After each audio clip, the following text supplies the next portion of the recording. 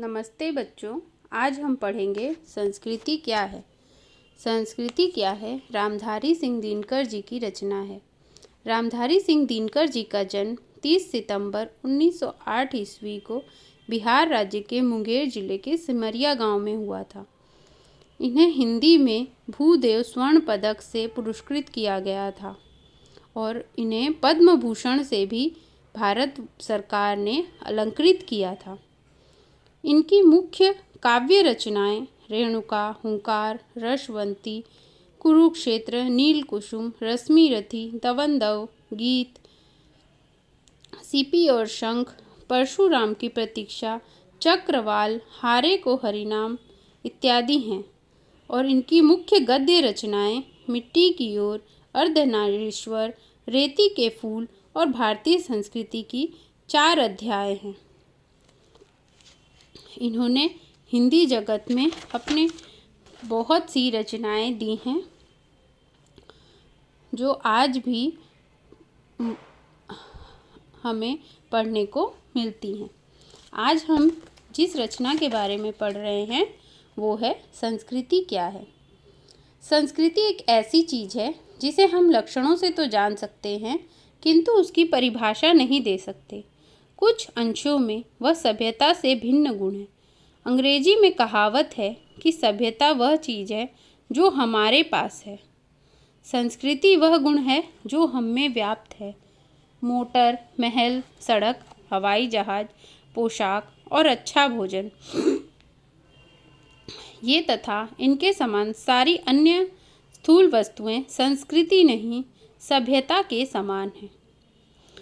इन पंक्तियों में दिनकर जी हमें ये बताते हैं कि संस्कृति हमें अपने पूर्वजों से मिलती है और सभ्यता वह गुण है जो धीरे धीरे मनुष्य को सभ्य बनाता है। पहले मनुष्य आदि मानव था किंतु जैसे जैसे उनके अंदर गुणों का विकास हुआ हम सभ्य होते गए और आज के समय में हमें हर चीज़ों से सभ्य हैं और आगे सभ्यता की ओर बढ़ते जा रहे हैं। पहले मनुष्य खाना पकाना, मोटर चलाना इत्यादि कुछ भी नहीं जानता था किंतु जैसे जैसे मनुष्य सभ्य हुआ वह हर ज्ञान से परिपूर्ण होता चला गया। किंतु संस्कृति वह गुण है जो हमें हमारे माता पिता, दादा दादी और अन्य घर के लोगों से मिलती है। आगे पढ़ेंगे। इसी प्रकार मोटर बनाने और उसका उपयोग करने, महल के निर्माण में रुचि का परिचय देने और सड़कों तथा हवाई जहाज़ों की रचना में जो ज्ञान लगता है उसे अर्जित करने में संस्कृति अपने को व्यक्त करती है। इन पंक्तियों में आगे रामधारी सिंह दिनकर जी को कहते हैं, पोशाक पहनने और भोजन करने में जो कला है वह संस्कृति है।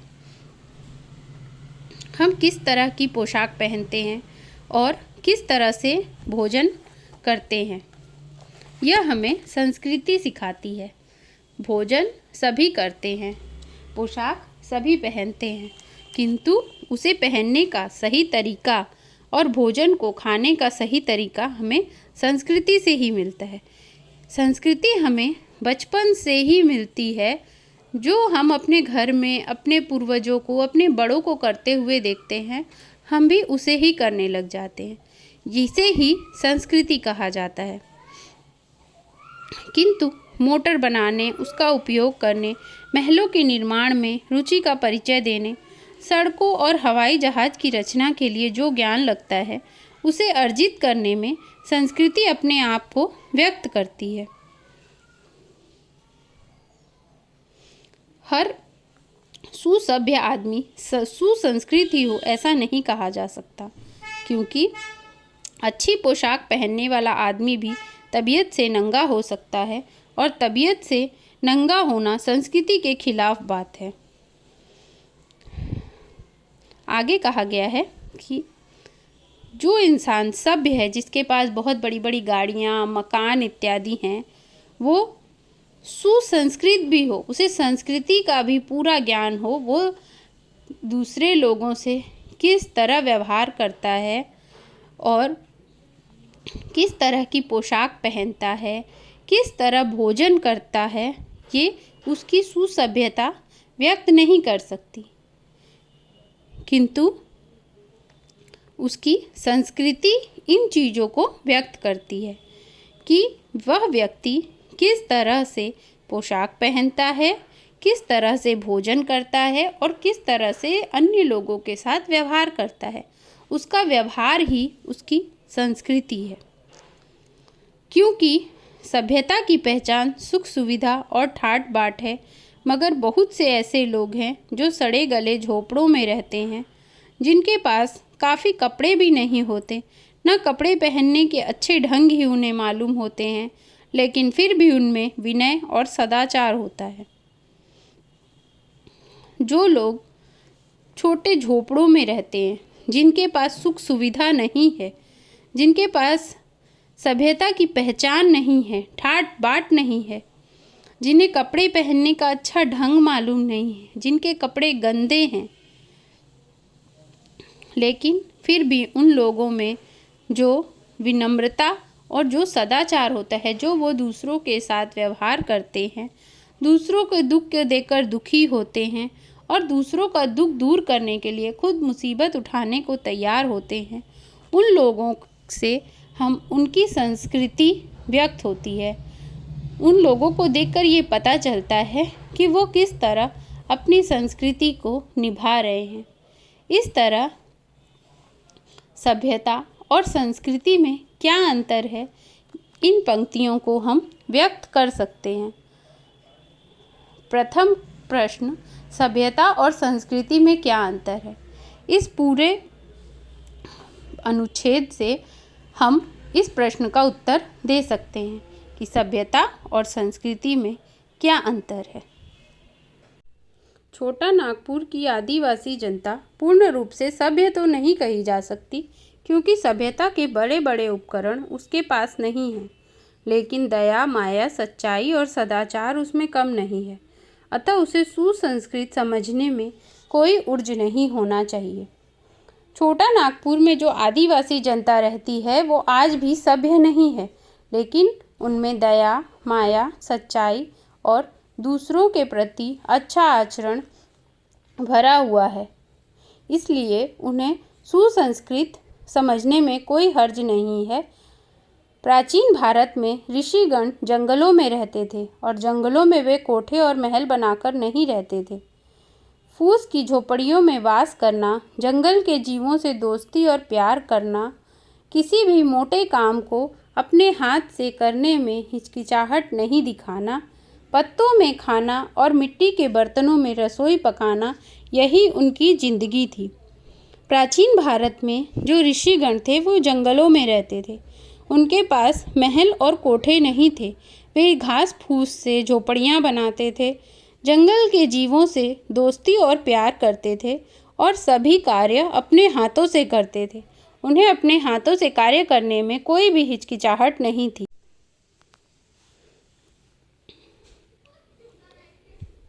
पत्तों में खाना और मिट्टी के बर्तनों में रसोई पकाना, यही सब उनकी जिंदगी थी। ये लक्षण आज की यूरोपीय भाषा के अनुसार सभ्यता के लक्षण नहीं माने जाते। फिर भी वे ऋषिगण सुसंस्कृत ही नहीं थे, बल्कि वे हमारी जाति की संस्कृति का निर्माण करते थे।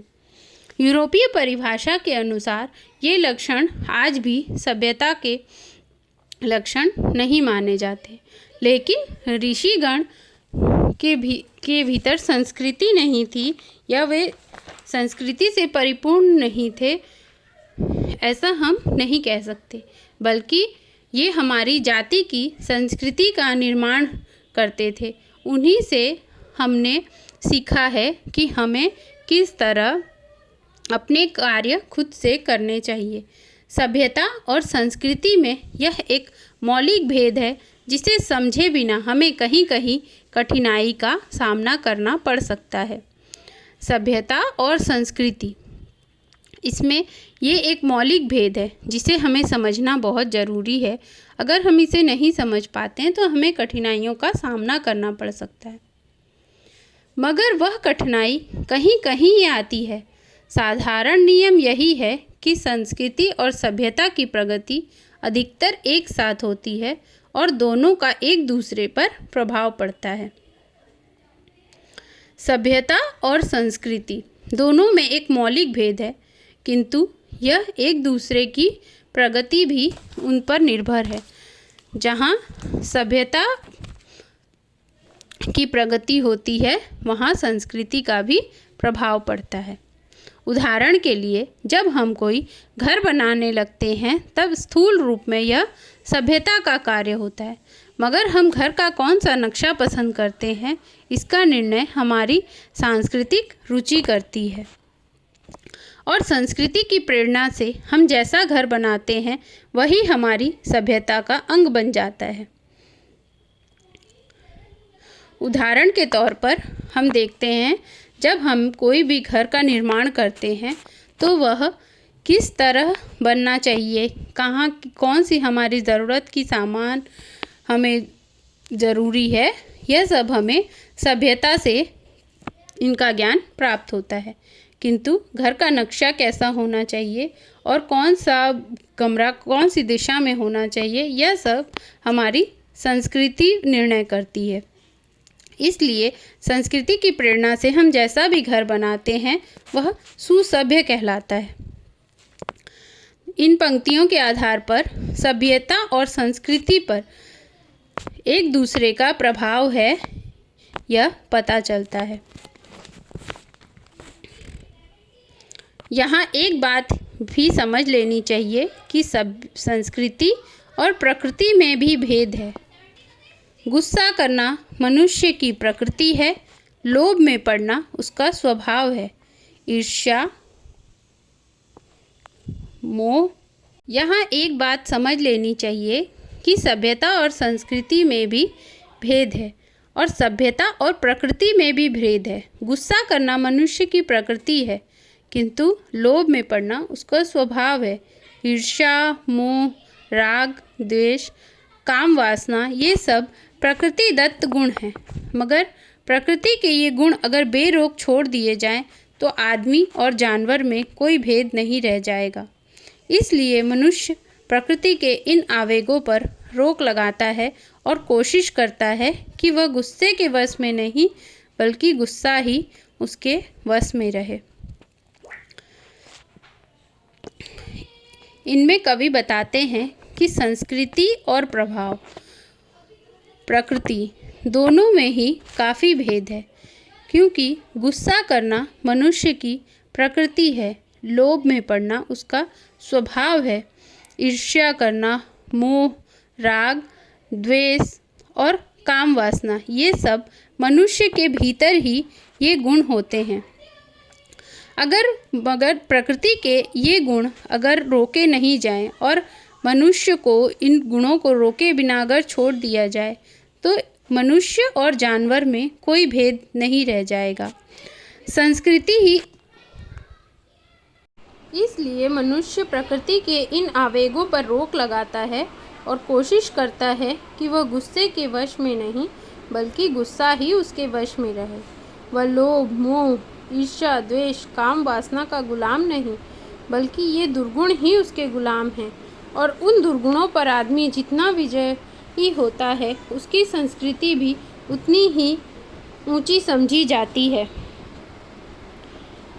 मनुष्य प्रकृति के इन आवेगों पर रोक लगाता है और कोशिश करता है कि वह गुस्से के वश में नहीं रहे बल्कि गुस्सा उसके वश में रहे। वह लोभ, मोह, कामना इन दुर्गुणों का गुलाम नहीं बने बल्कि ये दुर्गुण ही उसके गुलाम बने। और जो व्यक्ति अपने इन दुर्गुणों पर, इन बुराइयों पर विजय प्राप्त कर लेता है उसकी ही संस्कृति उतनी ही ऊंची समझी जाती है। अर्थात जैसा जिसको जैसे संस्कार मिले होते हैं वो उस तरह से अपनी संस्कृति को भी दर्शाता है की अपेक्षा या अधिक टिकाऊ भी है, क्योंकि सभ्यता की सामग्रियां टूट फूट कर विनष्ट हो जाती हैं, लेकिन संस्कृति का विनाश उतनी आसानी से नहीं किया जा सकता।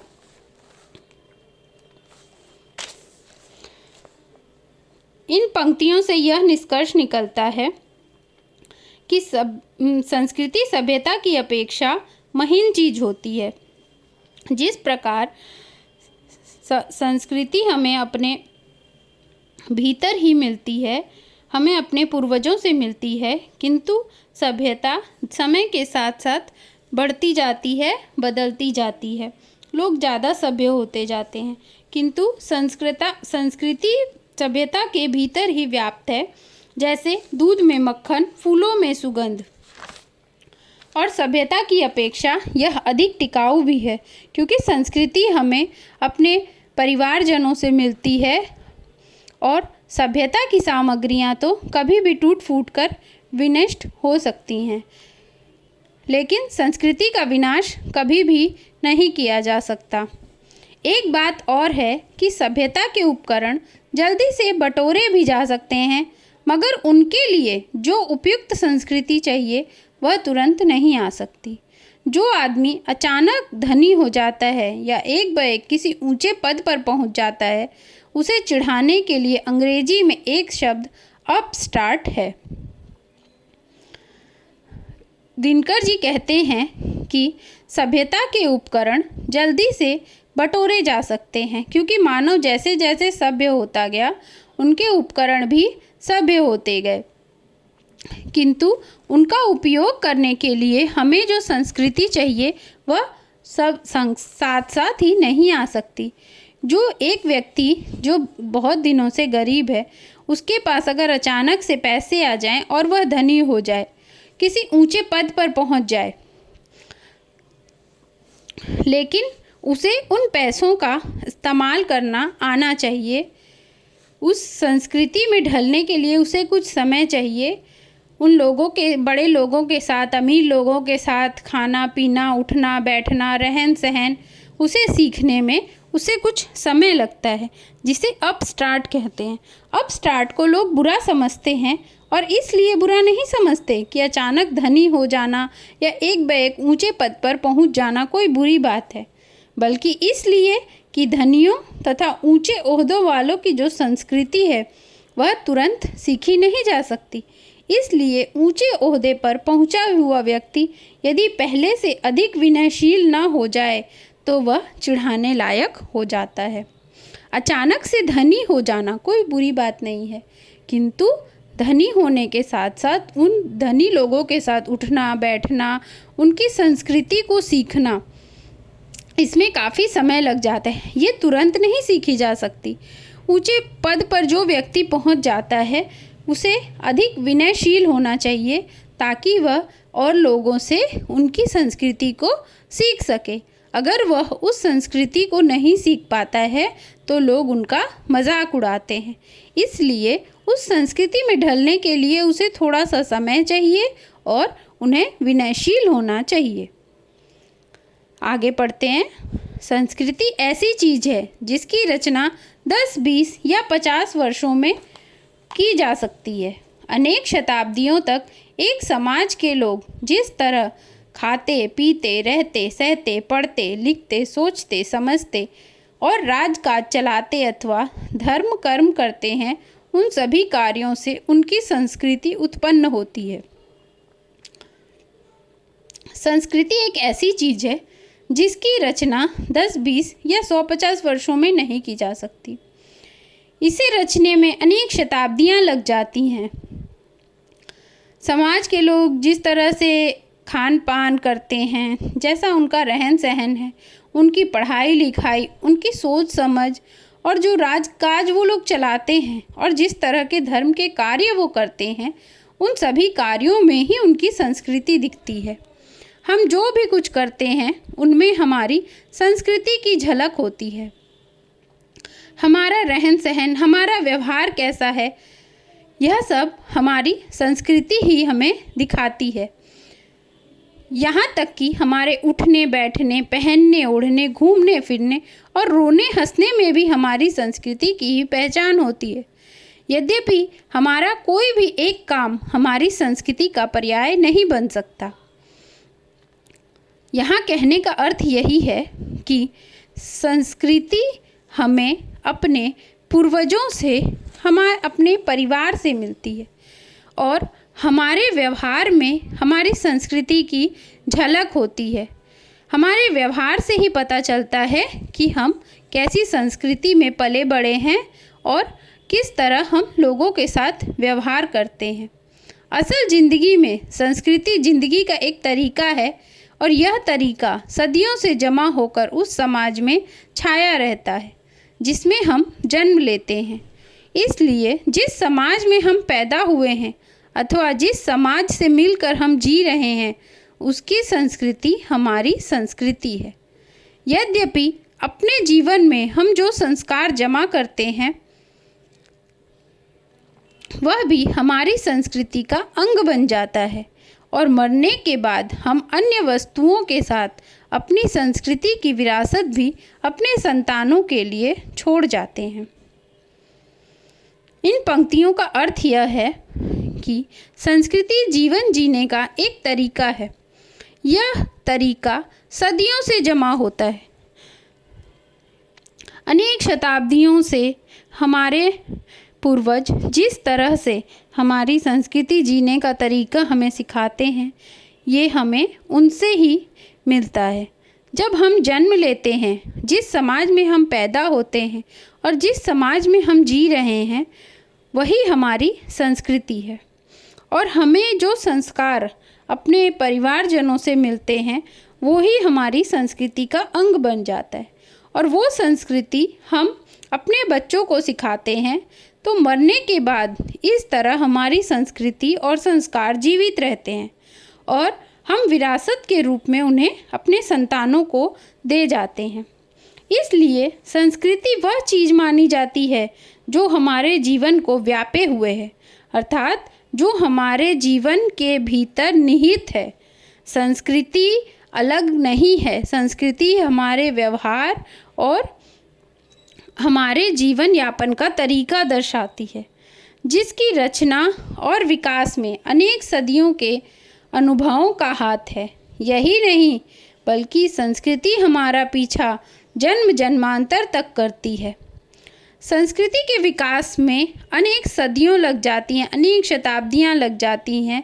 इसलिए संस्कृति के विकास में अनेक सदियों के अनुभवों का हाथ है और संस्कृति हमारा पीछा जन्म जन्मांतर तक करती है। ये कहने का अर्थ यह है क्योंकि ये शताब्दियों से चली आ रही है, इसलिए जो भी आगे भी जो जन्म लेते हैं हमारे संतान वो हमसे ही सीखते हैं और उस संस्कृति का जन्म उन बच्चों के साथ होता है जिन्हें हम उन्हें सिखाते हैं। इसलिए साधारण एक कहावत कही गई है कि जैसा जिसका संस्कार है वैसा ही पुनर्जन्म भी होता है। जो व्यक्ति जैसा संस्कार पाता है, जैसा व्यवहार करता है, उसका पुनर्जन्म भी वैसा ही होता है।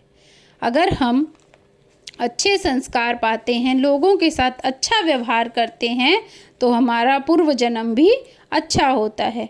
किंतु अगर हम लोगों के साथ बदसलूकी करते हैं, बुरा व्यवहार करते हैं तो हमें अपने पूर्व जन्म में उन कर्मों का फल भोगना पड़ता है। जब हम किसी बालक या बालिका को बहुत तेज पाते हैं तब हम अचानक कह सकते हैं कि यह पूर्व जन्म का संस्कार है। संस्कार या संस्कृति असल में शरीर का नहीं, आत्मा का गुण है और जबकि सभ्यता की सामग्रियों से हमारा संबंध शरीर के साथ ही छूट जाता है, तब भी हमारी संस्कृति का प्रभाव हमारे आत्मा के साथ जन्म जन्मांतर तक चलता है। इन पंक्तियों का अर्थ है कि संस्कार या संस्कृति ये हमारे शरीर में उत्पन्न नहीं होते बल्कि हमारे आत्मा में उत्पन्न होते हैं। हम जैसे संस्कार अपने परिवारजनों से सीखते हैं वैसी ही संस्कृति में हम ढल जाते हैं। सभ्यता के सामान टूटते फूटते रहते हैं और प्रतिदिन नए नए सामग्रियों का विकास होता रहता है, किंतु हमारा संबंध संस्कृति से नहीं छूट सकता, जबकि सभ्यता की सामग्रियों के साथ छूट जाता है। इसीलिए दिनकर जी यही कहते हैं कि संस्कृति का प्रभाव हमारी आत्मा के साथ होता है, हमारे शरीर के साथ नहीं। जन्म जन्मांतर तक हम अपने बच्चों को, अपनी संतानों को अपने संस्कार देते हैं, इसलिए वह हमारी आत्मा के साथ जन्म जन्मांतर तक चलते जाता है। आदिकाल से हमारे लिए जो काव्य और दर्शन रचते हैं, चित्र और मूर्ति बनाते आए हैं, वो हमारी संस्कृति के रचयिता हैं। आदिकाल से ही जो लोग हमारे लिए काव्य और दर्शन रचते आए हैं, चित्र और मूर्ति बनाते आए हैं, वे हमारी संस्कृति को दर्शाते हैं। आदिकाल से हम जिस रूप में शासन चलाते आए हैं, पूजा करते आए हैं, मंदिर और मकान बनाते आए हैं, नाटक और अभिनय करते आए हैं, बर्तन और घर के दूसरे सामान बनाते आए हैं, कपड़े और जेवर पहनते आए हैं, शादी और श्राद्ध करते आए हैं एवं त्योहार मनाते आए हैं, अथवा परिवार, पड़ोसी और संसार से दोस्ती या दुश्मनों का जो भी सलूक करते आए हैं, वह सब हमारी संस्कृति का ही अंश है। हमारे पूर्वज ही हमें सिखाते हैं कि हमें किस कार्य को किस तरह से करना है। अगर हमारे पूर्वज मूर्ति बनाते आए हैं तो हम उनसे ये गुण सीख लेते हैं और आगे भी हम उसी तरह के चित्र और मूर्तियाँ बनाते हैं। अगर पूजा करते आए हैं तो वो ज्ञान भी हमें अपने पूर्वजों से मिलता है, अर्थात जो भी कार्य हम अपने परिवारजनों से सीखते हैं वही हमारी संस्कृति है। संस्कृति के उपकरण हमारे पुस्तकालय और संग्रहालय, नाटकशाला और सिनेमा गृह ही नहीं, बल्कि हमारे राजनीतिक और आर्थिक संगठन भी होते हैं। हमारे पुस्तकालय, पुस्तकों में और संग्रहालयों में, नाटकशाला में और सिनेमा घर में जो भी दिखाया जाता है वह हमारी संस्कृति को दर्शाता है। आदिकाल से जो संस्कृति चली आई है वो संस्कृति हमें अपने पूर्व जन्म से मिलती है, बल्कि हमारे राजनीतिक क्षेत्रों में और आर्थिक संगठनों में भी संस्कृति की झलक दिखाई देती है, क्योंकि उन पर भी हमारी रुचि और चरित्र की छाप लगी होती है। हमारा चरित्र कैसा है, हमें किन चीज़ों में रुचि है, यह सब हमारी संस्कृति ही बताती है। हमारे संस्कार बताते हैं हमें जिस कार्य में रुचि होती है, अर्थात अगर हम अपने पूर्वजों को मूर्तियाँ बनाते देखते हैं या पूजा करते देखते हैं या मंदिर और मकान बनाते देखते हैं, तो हम उसी संस्कृति को अपने अंदर ढाल लेते हैं और आगे भी हमारे जीवन यापन का साधन भी हम इसे ही बनाना चाहते हैं। संस्कृति का स्वभाव है कि वह आदान प्रदान से बढ़ती है। जब भी दो देश वाणिज्य, व्यापार अथवा शत्रुता या मित्रता के कारण आपस में मिलते हैं, तब उनकी संस्कृतियाँ एक दूसरे को प्रभावित करने लगती हैं। संस्कृति का स्वभाव है एक दूसरे को आदान प्रदान करना, अर्थात एक देश से उनकी संस्कृति को लेना और अपनी संस्कृति उनके देशों में देना। जब भी किसी दो देशों में व्यवसाय होता है या मित्रता होती है, तो वो हमारी संस्कृति को अपनाते हैं और अपनी संस्कृति हमें देते हैं। और जब एक दूसरे की संस्कृति को हम अपनाते हैं तो ही एक नई संस्कृति का जन्म होता है। ठीक उसी प्रकार जैसे दो व्यक्तियों की संस्कृति का प्रभाव दोनों पर पड़ता है, दो व्यक्ति और संसार में शायद ही ऐसा कोई देश हो जो यह दावा कर सके कि उस पर किसी अन्य देश की संस्कृति का प्रभाव नहीं पड़ा। इसी प्रकार हमारे भारत की संस्कृति बाहर देशों में भी लोग बहुत पसंद करते हैं। हमारा साड़ी पहनने का तरीका लोगों को बहुत पसंद आता है। अमेरिका जैसे देशों में भी लोग साड़ी पहनकर घूमना पसंद करते हैं और उन्हें हमारी वेशभूषा, हमारे विवाह के तरीके सब उन्हें बहुत पसंद आते हैं। और भारत में भी बाहर देशों की संस्कृति को लोग बहुत पसंद करते हैं। अभी बाहर के देशों के विवाह नियम और उनका पहनावा भारत में भी लोग पहनना पसंद करते हैं। तो इस तरह से यह बात साबित होती है कि एक देश की संस्कृति का प्रभाव दूसरे देश की संस्कृति पर पड़ता है और लोग उन्हें पसंद करते हैं। इसी प्रकार कोई जाति यह नहीं कह सकती कि उस पर दूसरी जाति का प्रभाव नहीं है। जो जाति केवल देना ही जानती है, लेना कुछ नहीं, उसकी संस्कृति का एक न एक दिन दिवाला निकल जाता है। जिस प्रकार एक जाति के लोग दूसरी जाति के लोगों के नियम को अपने जीवन में ढालना पसंद करते हैं, उसी प्रकार जिस प्रकार कि जलाशय के पानी लाने वाले दरवाजे हमेशा खुले रहते हैं और उनकी संस्कृति कभी भी नहीं सूखती है। जिस जलाशय में पानी लाने वाले दरवाजे हमेशा खुले रहते हैं, उनकी संस्कृति कभी भी सूखती नहीं है। उनमें सदा ही स्वच्छ और निर्मल जल लहराता है और कमल के फूल खिलते हैं। इन पंक्तियों में दिनकर जी ये बताना चाहते हैं कि सभी जाति को एक दूसरे की संस्कृति को लेना और देना चाहिए। उससे उनमें आपस में प्यार बढ़ता है और हमारी संस्कृति का आदान प्रदान होता है तथा हम नई संस्कृति को भी जी पाते हैं। जिस जलाशय का जल पूरी तरह से बंद होता है, उस जलाशय में कीड़े लग जाते हैं, किंतु जिस जलाशय में स्वच्छ जल हमेशा आता रहता है, उनमें हमेशा कमल के फूल खिलते हैं। इसीलिए हमें भी अपनी संस्कृति लोगों के साथ बांटनी चाहिए और उनकी संस्कृति से सीखना चाहिए।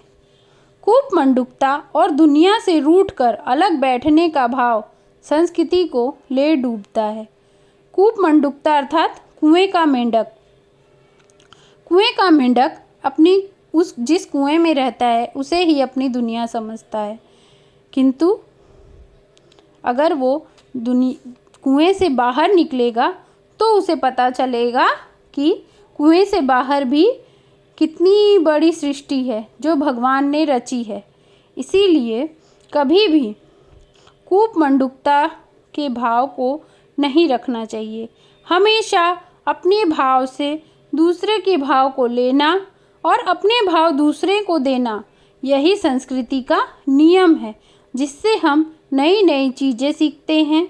अक्सर देखा जाता है, हम एक भाषा में किसी अद्भुत कला को विकसित होते देखते हैं, तब तुरंत पास पड़ोस या संपर्क वाली दूसरी भाषा में हम उसके उत्स की खोज करने लगते हैं। अक्सर देखा जाता है कि जब एक भाषा में कोई अद्भुत सी कला विकसित होती है, तब तुरंत ही पास पड़ोस वाली या संपर्क वाली दूसरी भाषा में भी हम उनका विकल्प ढूंढने लगते हैं। पहले एक भाषा में शैली और कीट्स पैदा होते हैं, दूसरी भाषा में रविंद्र पैदा होते हैं। पहले एक देश में बुद्ध होते हैं और दूसरे देश में ईसा मसीह का जन्म होता है। इस तरह हर एक भाषा में हमें कला के अद्भुत नमूने प्रस्तुत मिलते हैं और हर एक भाषा में एक नई संस्कृति का जन्म होता है। और जितने भी हमारे देश में जो रविंद्र, ईसा मसीह, शैली और कीट्स, ये इन लोगों का जो जन्म हुआ, इन लोगों ने ही हमें अलग अलग भाषा में हमारी संस्कृति को दर्शाया है। अगर मुसलमान इस देश में नहीं आए होते तो उर्दू भाषा का जन्म नहीं होता और न मुग़ल कलम की चित्रकारी ही यहाँ पैदा हुई होती। अगर यूरोप से भारत का संपर्क नहीं हुआ था तो भारत की विचारधारा पर विज्ञान का प्रभाव देर से पड़ता। उर्दू जो इतनी सुंदर भाषा है जिसे सुनने में बहुत ही अच्छा लगता है, अगर मुसलमान इस देश में ना आए होते तो क्या हम उर्दू जैसी भाषा को सुन पाते? और क्या मुग़ल कलम की चित्रकारी हम देख पाते? अगर मुसलमान इस देश में ना आए होते, भारत से अगर उनका संपर्क ना हुआ होता, तो शायद हमें यह सब देखने के लिए नहीं मिलता। भारत की विचारधारा पर भी विज्ञान का प्रभाव देर से पड़ता है। राजा राम मोहन राय, दयानंद, रामकृष्ण परमहंस, विवेकानंद और गांधी जी जैसे समाज सुधारक अगर उस समय जन्म नहीं लिए होते तो हमारे भारत से यूरोप से भारत का संपर्क ना हुआ होता। जब भी दो जातियां मिलती हैं, उनके संपर्क या संघर्ष से जिंदगी की एक धारा फूट निकलती है, जिसका प्रभाव दोनों पर पड़ता है। आदान प्रदान की यह प्रक्रिया संस्कृति की जान है और इसी के सहारे वह अपने आप को जिंदा रखती है। इस पूरे पैराग्राफ से केवल चित्र, कविता, मूर्ति, मकान और पोशाक पर ही नहीं, सांस्कृतिक संपर्क का प्रभाव दर्शन और विचार पर भी पड़ता है। एक देश में जो दार्शनिक और महात्मा उत्पन्न होते हैं, उनकी आवाज़ दूसरे देश में भी मिलते जुलते दार्शनिकों और महात्माओं को जन्म देती है। केवल कोई एक चित्र, कविता, मूर्ति या मकान और पोशाक पर ही संस्कृति का प्रभाव दिखाई नहीं देता। जो भी हमारे देश में दार्शनिक और महात्मा उत्पन्न हुए हैं, उनकी आवाज़ दूसरे देशों में मिलते जुलते दार्शनिकों और महात्माओं को जन्म देती है। एक देश में जो धर्म खड़ा होता है, वह दूसरे देश के धर्मों को भी कुछ कुछ बदल देता है। यही नहीं, बल्कि प्राचीन जगत में तो बहुत से ऐसी देवी देवता भी मिलते हैं जो कई जातियों के संस्कारों से निकलकर एक जगह जमा हुए हैं। एक जाति का धार्मिक रिवाज दूसरे जाति का रिवाज बन जाता है। एक देश की आदत दूसरे देश के लोगों की आदत में समा जाती है। दिनकर जी बताते हैं कि हमारे दार्शनिक और महात्मा एक देश से दूसरे देश में घूम घूम कर अपने धर्म का प्रचार करते थे। इस प्रचार की वजह से ही वो बहुत कुछ बदल सकते थे और अब बदल देते थे और अपने भारत के बारे में वहाँ जाकर और अपने धर्म के बारे में प्रचार करते थे। प्राचीन जगत में ऐसे बहुत से देवी देवता भी मिलते हैं जो अपनी जातियों और संस्कारों से निकलकर एक जगह जमा हुए हैं। देवी देवता अपने धर्म के रिवाजों को, धार्मिक रिवाजों को नहीं बदलते। एक जाति का धार्मिक रिवाज दूसरी जाति का रिवाज बन जाता है। एक देश की आदत दूसरे देश के लोगों की आदत में समा जाती है। अतएव सांस्कृतिक दृष्टि से वह देश और वह जाति अधिक शक्तिशाली और महान समझी जाती है, जिसने विश्व के अधिक से अधिक देशों, अधिक से अधिक जातियों की संस्कृति को अपने भीतर जज्ब करके उन्हें पचा करके बड़े बड़े समन्वय को उत्पन्न किया है। भारत देश और प्राकृतिक भारतीय जाति इस दृष्टि से संस्कार में सबसे महान है, क्योंकि भारत हर धर्म को अपनाता है, हर जाति को अपनाता है और हर संस्कार को अपनाता है। भारत देश में सभी तरह की संस्कृति, जाति और धर्म पाए जाते हैं। भारत देश कभी भी किसी धर्म में कोई अंतर नहीं मानता और हर धर्म के लोगों को अपनाता है, क्योंकि यहाँ की सामाजिक संस्कृति में अधिक से अधिक जातियों की संस्कृतियाँ पची हुई हैं, क्योंकि भारत ने हमेशा जाति और धर्म के बीच फर्क ना करके अपनी संस्कृतियों को दूसरे देशों, जातियों और विश्व के साथ आदान प्रदान करना सीखा है। इसीलिए वो अपनी संस्कृति के साथ अन्य देशों की संस्कृति को भी घुला मिला पाते हैं